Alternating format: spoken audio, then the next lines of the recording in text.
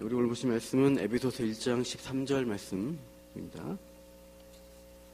에베소서 1장 13절 한 절.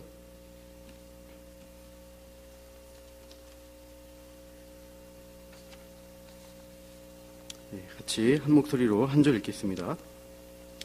그 안에서 너희도 진리의 말씀, 그 너희의 구원의 복음을 듣고 그 안에서 또한 믿어 약속의 성령으로 인치심을 받았으니. 아멘.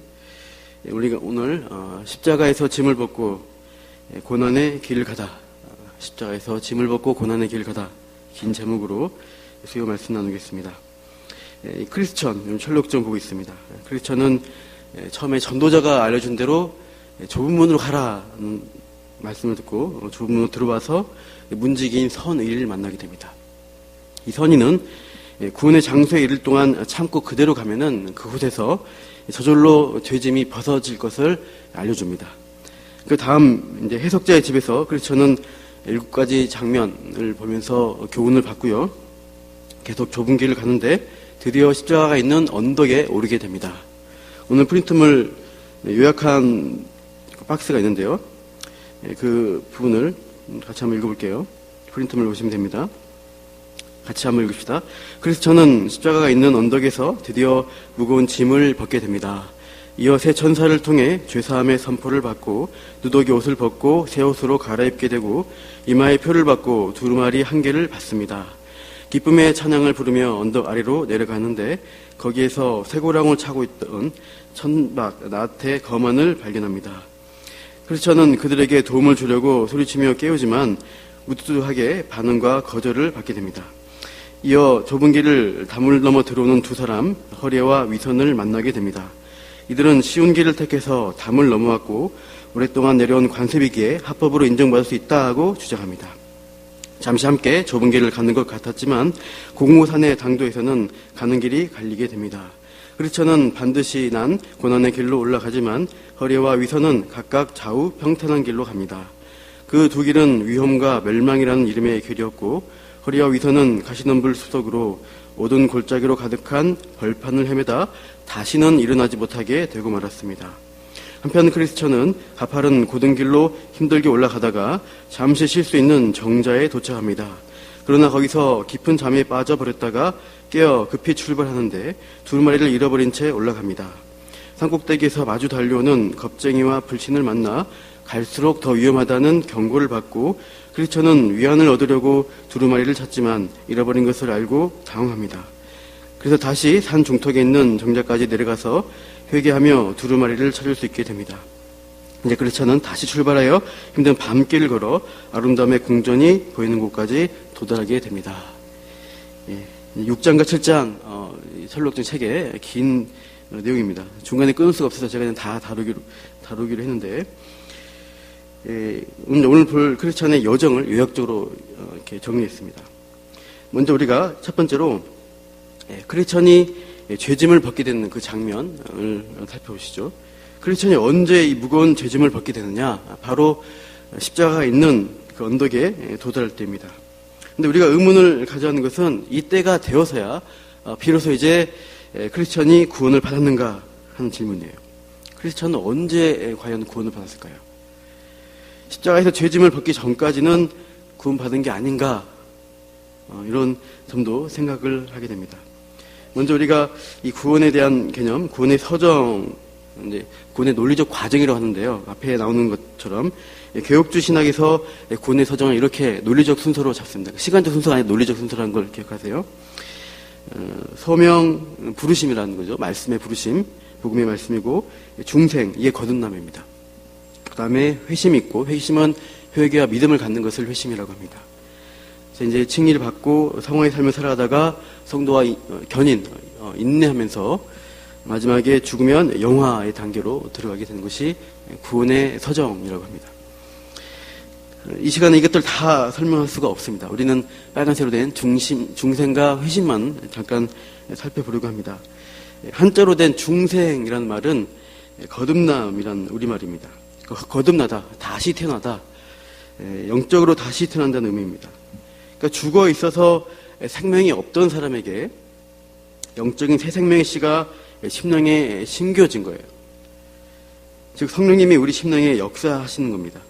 전적으로 타락한 우리의 근본적 죄성과 성향을 바꾸시는 거죠. 그러니까 중생은 그 시작이 무의식의 영역에서 시작된다, 순간적으로 이루어진다라고 할 수 있어요. 이 중생이 발현해서 외적으로 나타날 때 그것을 회심이라고 합니다. 마음의 변화가 외적으로 표현돼서 회개하고 그리스도에 대한 믿음으로 나타나는 현상, 그것을 이제 회심이라고 부릅니다. 이런 거죠. 아기가 먼저 태어나야지 울기도 하고 젖도 먹고 똥도 누면서 나 살아있네 하고 이렇게 움직임을 보여주는 것이죠. 태어나지도 않았는데 살아있다라고 할 수가 없습니다. 여러분들 내가 태어났을 때 아기 때 기억나세요? 거의 안 계실 건데 천재가 아니고서는 아기 때 언제 태어났는지 어떻게 됐는지 모릅니다. 아기 때 기억은커녕 어렸을 때 기억도 가물가물한데 어떻게 언제 태어났는지 아기가 알 수가 없죠. 모르지만 하여튼 어쩌다가 부모님으로부터 생명 받아서 태어나서 이 세상에 사는 거죠. 그래서 태어나서 이제 젖을 먹고 커가지고 지금까지 아등바등 살아오시고 있는 겁니다. 우리는 본래 영적으로는 죽은 자들입니다. 영적으로 시체인 자가 막 회개하고 감격하면서 막 살아있다 움직임을 보여줄 수가 없어요.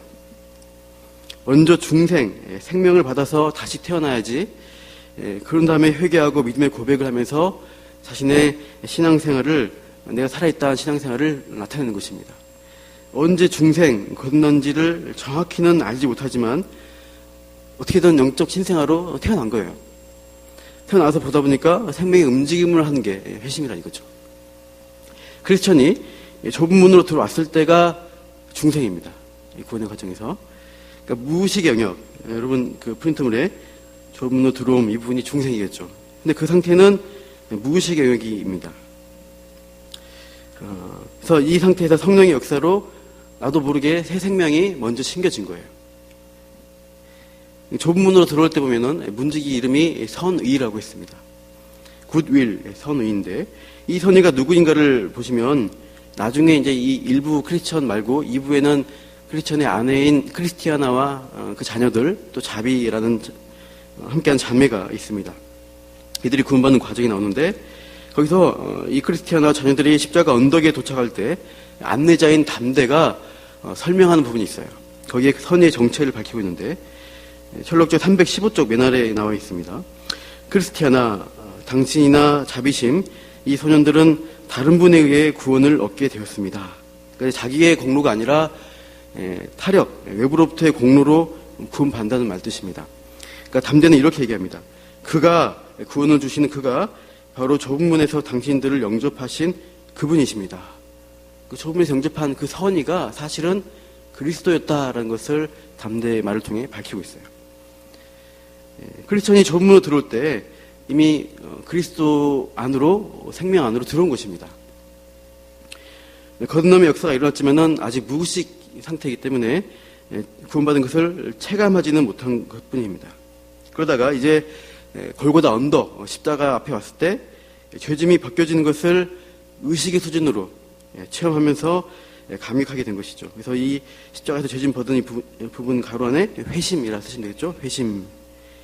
의식의 상태에서 회심을 체험합니다. 그래서 이 회심을 체험한 크리스천의 감격의 모습을 그 감정과 그 움직임을 이렇게 책에서 묘사합니다. 앞에 보시면 그는 기쁨에 넘쳐 머릿속에 샘물이 터지면서 눈물이 흘러내려와 두 뺨을 촉촉이 적시는 것도 느끼지 못한 채 십자가를 바라보고 또 바라보며 서 있었다. 이렇게 회심을 체험하는 거예요. 그러니까 감격을 하게 되죠. 우리 첫사랑 받을 때의 감격, 참 많이 눌기도 하고 은혜를 누리기도 하고 찬양도 부르는 그런 감격이 있는 것입니다. 이렇게 회심을 체험하고 있을 때 새 천사가 나타나서 제공하는 것들이 있습니다. 첫 번째 천사는 당신의 죄가 사함받았다라고 말해줍니다. 죄사함의 선언이죠. 내 죄사함을 받았다라고 하는 것이죠. 두 번째 천사는 이 크리스천의 누더기 옷을 벗기고 깨끗한 새 옷으로 갈아입혀줍니다. 이것은 마치 탕자가 아버지 유산을 탕진하고 다시 회개하고 돌아왔을 때 아버지가 어떻게 해요? 저 아들에게 새 옷을 입히고 가락지를 끼우고 새 신발을 신겨라 하면서 아들로서의 대우를 해줍니다. 이게 칭의라고 볼 수 있습니다. 가로 안에 칭의입니다. 이 옷 의자가 아니고 의로울 의자인데 우연히 비슷하죠. 그래서 칭이 의롭다 인정해 주시게 됩니다.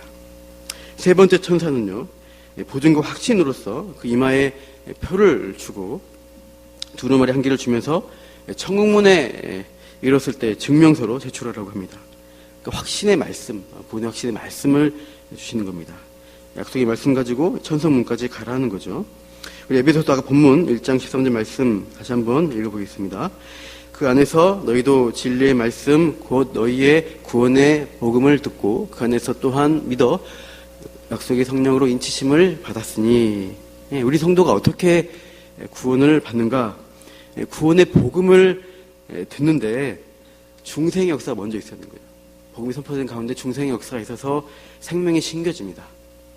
하나님의 전적인 역사죠. 그럴 때 그 부르심의 말씀 가운데서 생명의 반응이 있게 돼요. 그러면서 회개하고 믿는 회심의 체험, 그런 것들을 나타냅니다.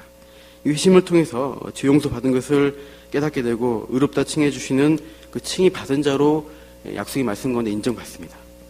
이제 성화의 삶을 살아가는 성도에게 어떻게 하세요? 성령께서 인치심으로 보존과 확신 가운데 인도해가는 삶이 성도의 삶이다고 할 수 있습니다. 근데 여러분, 중요한 것은 반드시 이 회심의 체험이 나에게 있느냐 이겁니다. 중생과 회심을 거쳐서 그래야지 진정한 크리스찬으로서의 출발이 돼요. 혹시 아직도 누더기 옷을 입고 계신 분이 있을 수가 있습니다. 한국의 많은 교인 중에 아직 진짜 크리스찬으로 출발하지 못한 분들이 꽤 있다고 볼 수 있습니다. 왜냐하면 이 좁은 문을 거쳐서 십자가 앞에서 회심을 통과하지 않고 그냥 좁은 길 도상에 있는 것처럼, 그래서 천성문까지 갈 거라고 착각하면서 신앙생활 하시는 분이 많기 때문입니다. 좋은 번영 시대에 그랬습니다. 그런 교인들, 명목상의 교인들이 있어서 경고로서 이 천록정에 가짜 크리스천들을 많이 등장시키고 있어요. 잠시 후에 살펴볼 이 허레와 위선도 그런 인물입니다. 좋은 문을 거치지 않고 담을 넘어 들어온 사람입니다. 그런 사람들은 영적으로 위험한 상태라고 할 수 있습니다. 반드시 중생과 회심을 거쳐야 합니다. 가볍게 하영리, 전도폭발 그 말씀대로 따라했으니까, 또 내가 영접기도 결신의 시간에 반응했으니까 구원받은 거 아닐까. 어느 배수론에 가서 회개하러 하니까 눈물 좀 흘리면서 기도했으니까 그때 회심한 거 아닐까. 가볍게 여길 수 있는 게 아니라는 것입니다. 정말 내 신앙이 참된 것인지 계속 말씀을 통해서, 설교의 말씀을 통해서 점검하시고 진지하게 생각하면 좋겠어요. 만약 이 중생과 회심이 없다면 우리가 두렵고 떨림으로 이 은혜를 누리게 해달라고 사모하며 구해야 합니다. 그러면 선한 의지이신, 선의이신 그리스도께서 그 사람을 만나주셔요. 크리스천은 구원을 의식의 차원에서 이렇게 체험하고 기쁨으로 찬양하면서 언덕 아래로 내려가기 시작합니다. 근데 그 길가에, 좁은 길가에 세 사람이 발목에 쇠고랑을 차고 누워 자고 있습니다. 그들의 이름은 천박, 나태, 거만입니다. 크리스천 여기서 잠만 자고 있으면은 우는 사자같이 두루다니며 삼킬자를 찾는 마귀 먹이가 되고 말 것이다, 멸망할 것이다 라고 그들을 걱정하면서 깨워주려고 하죠. 근데 이 세 사람의 반응은 그들의 이름처럼 무뚝뚝한 반응, 거절만 합니다. 첫 번째로 천박, 이렇게 말하죠. 저는 아무런 위험을 느끼지 못했습니다. 이렇게 하고 잡으래요. 영어로 심플이야 되어 있습니다. 천박이. 단순하게만 생각하고 둔감하게 그냥 반응해요. 자기 영혼에 대한 어떤 위험을 감지하지 못합니다. 그냥 이렇게 있으면 좋지 뭐 하면서 그렇게 심각하게 할 필요 있겠어? 인생을 가볍게 생각하는 겁니다. 그냥 가볍게 살면서 천박하게 살다가 그냥 듣지 않는 것이죠. 다음은 나태의 반응입니다. 나태는 이렇게 하죠. 전 조금 더 자야 되겠습니다. 지금 당장은 게으름 피우는 거죠. 좀 나중에 생각해 볼 테니까 지금 당장은 좀 자고 좀 게으름 좀 피우겠다. 이렇게 해요.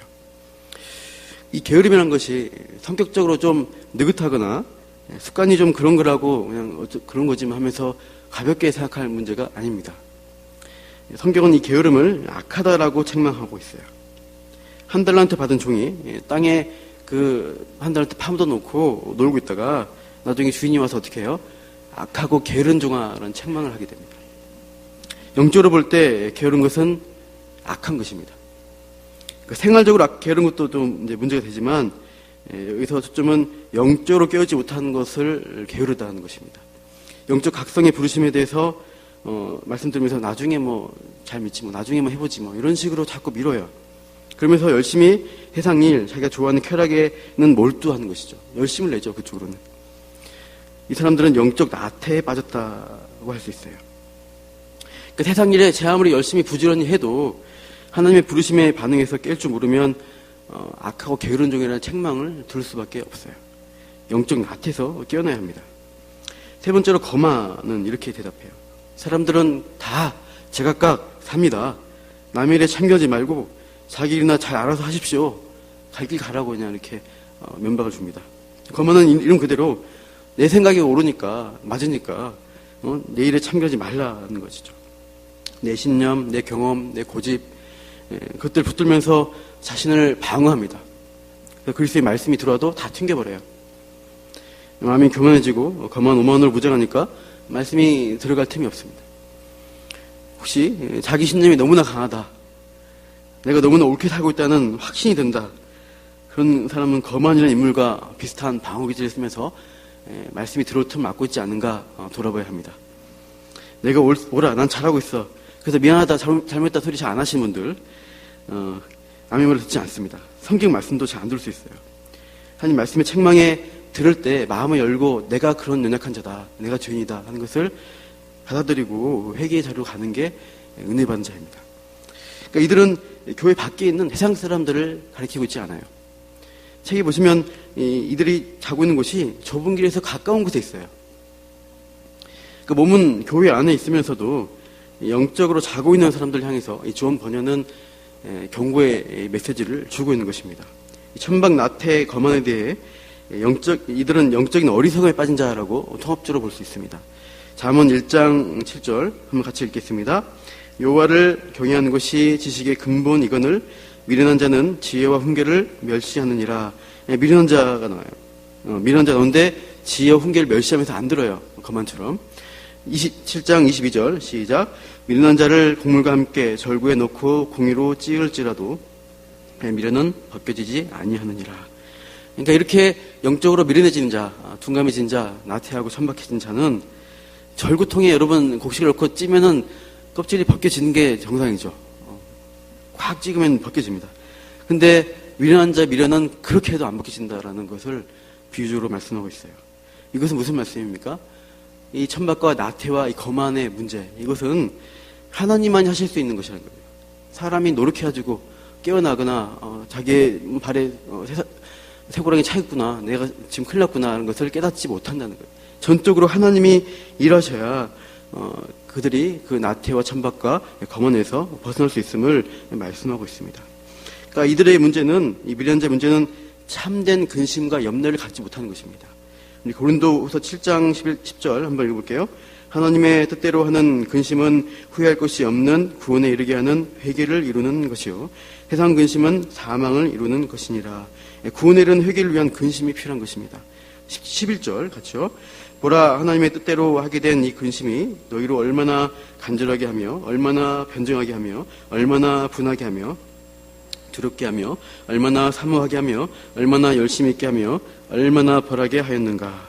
너희가 그 일에 대하여 일체 너희 자신의 깨끗함을 나타내었느니라. 이렇게 말씀해요. 이 뜻대로는 근심이 참으로 하나님이 일으켜주셔야지 우리 안에 드러나고 간절하게 분하고 두렵고 사모하며 열심을 내면서 말씀 앞에 나아가게 되는 것입니다. 천박과 나태, 이 거만을 깨고 하나님 뜻대로 하는 근심, 내가 죽을 수밖에 없는 죄인이다, 이 사실 앞에 간절하고 두렵게 해서 예수 그리스도께 나오게 된 여러분들은 매우 특별한 은혜를 받으신 것입니다. 절구에 놓고 찌워도 안 벗겨지던 그 미련을 하나님의 권능으로 벗겨주신 거예요. 하나님이 전적으로 일해주셔야 되어지는 일입니다. 내가 영적으로 각성된 일, 이것이 얼마나 세상 말로 하는 로또 받은 것인지 우리가 아셔야 됩니다. 감사할 일이죠. 그리고 신앙생활 하면서 옛사람의 습관, 천박 나태 거만에 우리가 다시 빠지지 않도록, 자고 깨어있지 않도록 깨울 수 있도록 항상 은혜 안에서 나 자신을 맡겨드려야 하는 것입니다. 그렇게 자는 자들을 뒤로 하고 이제 크리스천은 길을 가는데 또 다른 두 사람, 담을 넘어오는 두 사람을 만나게 됩니다. 허리와 위선이라는 사람입니다. 예, 뒤에 넘기시면 되겠습니다. 제가 양이 많아서 뒤로 넘겼어요.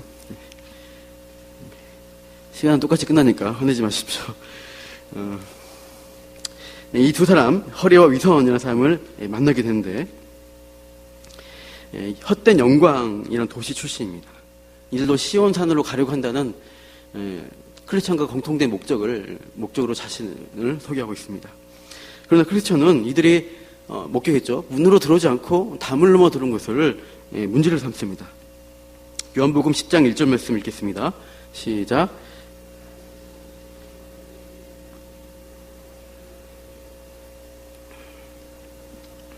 절도며 강도요. 다른 데로 문 말고 담 넘어 들어온 사람은 절도고 강도라고 말씀하고 있어요.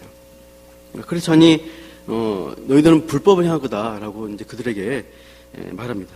근데 이 두 사람이 답변을 그럴싸하게 하고 있어요. 책에 보시면 아시지만, 첫째, 입구에 있는 문을 통해서 시온으로 가는 길은 너무 멀고 힘들다. 그래서 지름길로 쉽게 담 넘어오는 것이 예사일이 되었다라고 합니다. 자기 동네에 있는 헛된 영광 사람들은 다 그렇게 넘어온다라고 대답을 해요. 시온 길이 있는데 뭐라 힘들게 그렇게 가. 이게 지혜로운 거 아니야? 이런 거죠. 둘째는, 이렇게 하는 것은 오래된 관습이다. 심지어 1000년 이상 계속 해왔던 관습이라는 거예요. 많은 사람들이 이렇게 하고 있는데 너 몇 명 했다고 우리를 무시하냐? 이렇게 하는 거죠. 셋째, 오랜 세월 많은 사람들이 이렇게 하고 있으니까 공정한 재판관이신 주님도 이것을 합법으로 인정할 수밖에 없다. 이렇게 확신에 찬 대답을 하고 있어요. 크리스천은 계속 그게 담 넘어온 건 불법이다라고 책망하려고 하는데, 허리와 위선은 그렇지 않다라고 계속 항변하고 있어요. 그러면서 이들은 오히려 크리스천을 공격합니다. 보니 당신은 입구의 대문을 지나서 이 길로 들어섰고 우리는 담을 뛰어넘어 이 길에 이르렀습니다. 그러나 지금 당신의 상황이 우리보다 더 나을 게 뭐가 있습니까? 뭐로 가든 서울만 가면 됐지. 어차피 좁은 길을 우리가 지금 같이 가고 있는 상황은 똑같지 않냐. 이렇게 결과적으로 똑같은데 왜 그래? 이렇게 이제 하는 것이죠. 또 이렇게 말합니다. 율법이나 규례에 대해서는 우리도 당신 못지않게 양심적으로 잘 따르고 있으니 그 점에 대해서는 당신이나 우리나 다를 것이 없습니다. 나도 예배 잘 드리고 말씀 잘 지키고 순종하고 그러고 있는데 너만큼 하고 있는데 뭐 잘못했다 그래? 이렇게 빛나지 말라고 하는 것이죠. 근데 문제는 뭐죠? 좁은 문, 이들이 좁은 문 십자가를 통과하지 않고 신앙생활을 한 거예요. 이 허리와 위선은 어떤 사람이냐? 거짓 그리스도인입니다. 겉사람으로는 종교적 형식을 갖춥니다. 근데 속사람은 아까 말했던 새 생명, 변화가 없어요. 좁은 문, 십자가가 없는 거짓 신자입니다. 즉 중생과 회심 없이 하는 신앙생활이 결국 어떤 모습으로 나타나느냐 했을 때 그것은 허리와 위선으로 포장한다는 것입니다. 그러니까 중생과 회심이 없이 이 교회에서 신앙생활은 형식주의자, 위선자가 되는 것입니다. 그 가로 안에 중생과 회심이 없다는 거 양거로 3번에 쓰시면 되겠죠. 매주 교회 마당, 예배당에 발을 들이죠. 형식적으로 예배를 드립니다. 또 사람들이 잘 보려고 또 많은 사람 많은 시장과 광장에서 이렇게 손을 들어서 거룩한 기도를 했던 그 바리새인들처럼 자신을 과대포장하고 자랑하고 사람들에게서 받는 인정을, 그 인정받음으로 기쁨을 얻으려고 하죠. 그러니까 존 번연 당시에 기준하면 1000년 전 로마 가톨릭 교회들은 교회의 상당수 지도자나 로마 가톨릭교에 속한 사람들은 형식적 미사, 아름답게 교회를 꾸며놓고 거룩한 분위기를 만들어 놓고 거기서 예배했구나, 미사 드렸으니까 잘했구나, 나 잘 믿지, 그렇게 생각해 왔어요. 그리고 존 번연 당시 영국이 종교사회였습니다. 그래서 교회에 다니기 싫어도 그냥 다 사회 환경이고 문화적 생활이기 때문에 그냥 체면치레 문화생활 개념으로 교회에 나와주는 사람이 많이 있었어요. 허리와 위선은 그런 명목상의 신자들을 정체가 무엇인지를 나타내는 어떤 상징적 인물들입니다. 이 허리와 위선은 오히려 크리스찬의 겉옷만이 우리와 다를 뿐이지 하면서 이렇게 비꼬듯 말합니다.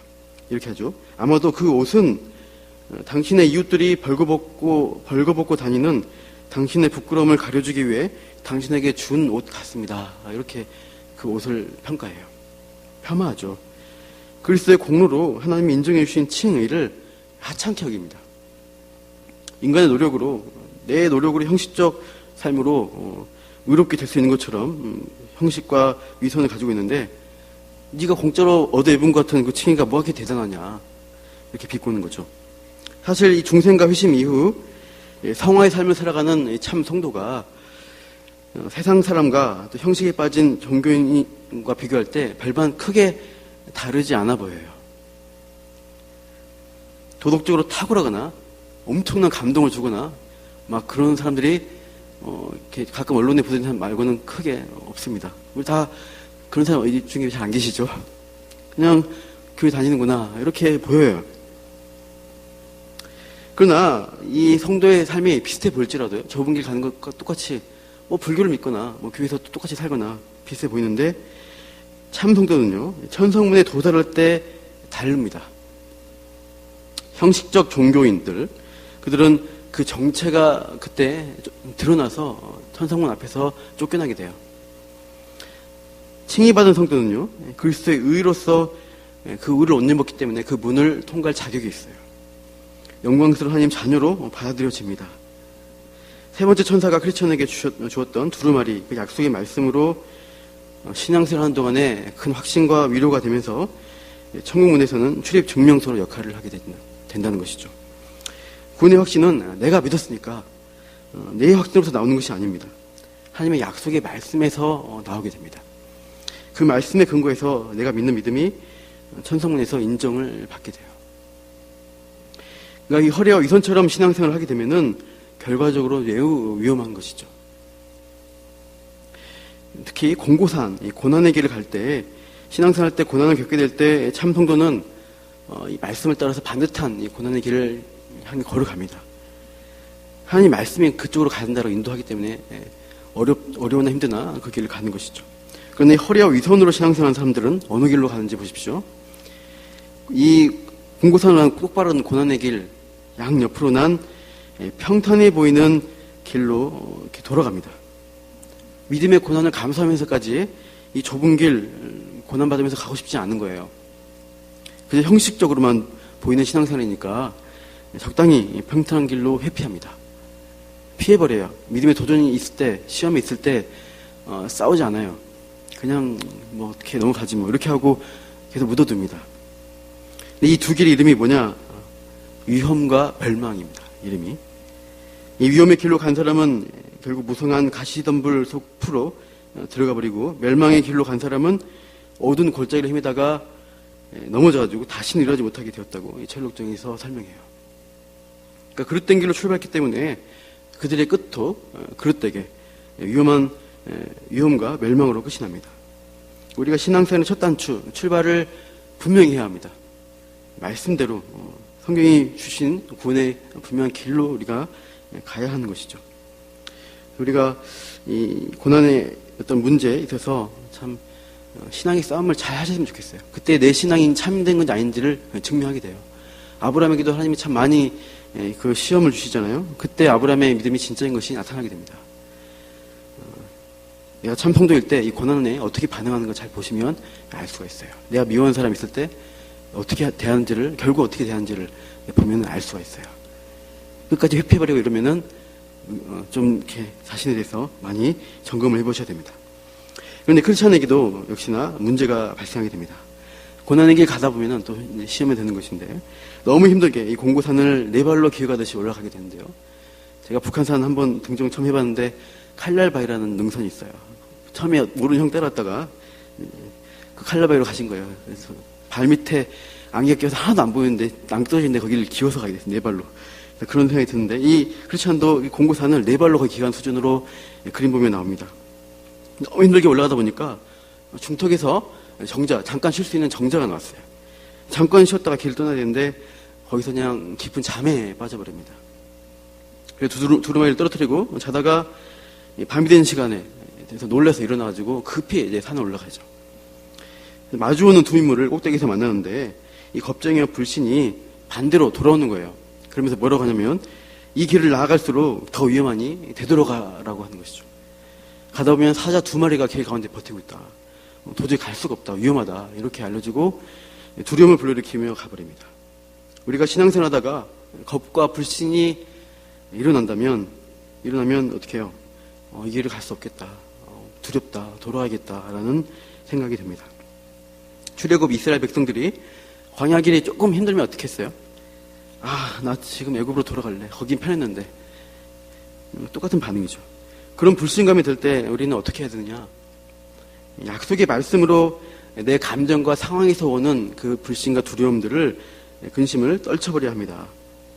그래서 크리스천이 이 겁정이와 불신의 말을 듣고 어떻게 하냐면 천사가 준 그 두루마리 말씀을 다 찾으려고 해요. 근데 어떻게 됐어요? 없는 거예요. 아까 정자에서 자다가 잃어버린 것입니다. 놀래가지고 크리스천은 허둥대다가 왔던 길로 되돌아갑니다. 여러분 졸고 자다가 말씀의 길을 놓치게 되잖아요. 우리의 신앙이 퇴보하고 헛된 수고를 반복하는, 성장전부터 반복하는 경우가 있습니다. 위로 확신의 말씀이 없이 좁은 길을 가다가 두려움과 불신에 빠져가지고 되돌아오지 않도록 우리가 주의해야 합니다. 두려움과 불신에 빠졌을 때 회개하며 다시 약속의 말씀을 회복하고 좁은 길로 계속 나아가는 노력을 할 수가 있어야 돼요. 그래서 크리스천은 다시 그 정죄로 돌아가서 회개하며 약속의 말씀을 붙들고 다시 밤길을 나서게 됩니다. 그런데 여러분들은 십자가 앞에서의 회심의 사건이 나에게 있느냐? 나의 십자가를 경험했느냐는 것입니다. 영접기도 결단하는 시간 같은 것으로 이 중생과 회심을 받을 수가 없습니다. 주도권은 하나님께만 있어요. 이 중생과 회심의 은혜 주시기를 삼으면서 계속해서 하나님 말씀 앞에 순종하며 나아가시길 바랍니다. 천박, 나태, 거만에 빠져서 자고 있으면 이 중생과 회심으로 부르시는 그 깨우시는 말씀을 들을 수가 없어요. 이 어리석음을 깨뜨려 주시는 전적인 하나님의 은혜를 주시도록 우리가 참으로 은혜를 받아야 하는 것이죠. 결국 이 중생 회심이 없이 신앙생활 자들은 어떻게 됩니까? 허례와 위선으로 자신의 신앙됨을 포장합니다. 종교인으로 살아갑니다. 그러다가 결국은 다시는 넘어져서 일어나지 못하게 돼요. 또 고난 앞에 겁쟁이와 불신처럼 오던 길로 돌아가서 신앙길에 낙오하는 일이 없도록 우리가 조심해야 됩니다. 우리는 이 약속의 말씀을 떠나서는 우리가 가야 할 좁은 길을 갈 수 없어요. 오늘도 내일도 우리가 말씀의 길 놓치지 않고 이 하나님이 주신 두루마리 말씀, 이 성경의 말씀을 통해서 계속해서 영적인 힘과 양분을 충분히 공급받고 이 좁은 길 다 함께 걸어가시기를 축원합니다.